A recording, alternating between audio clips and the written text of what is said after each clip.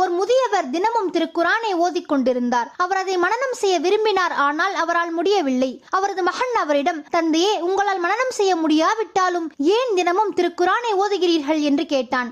தினமும் நிலக்கரியை எடுத்துச் செல்லும் கூடையை அவருடைய தந்தை காண்பித்து, கூடையை எடுத்து கடலுக்கு சென்று தண்ணீர் நிரப்பி வா, நான் உனது கேள்விக்கு பதில் சொல்கிறேன் என்று கூறினார். அவரது மகன் கூடையை எடுத்துக்கொண்டு கடலுக்கு சென்று தண்ணீர் நிரப்பினான். ஆனால் அவன் எவ்வளவு முயன்றும் அதை நிரப்ப முடியவில்லை.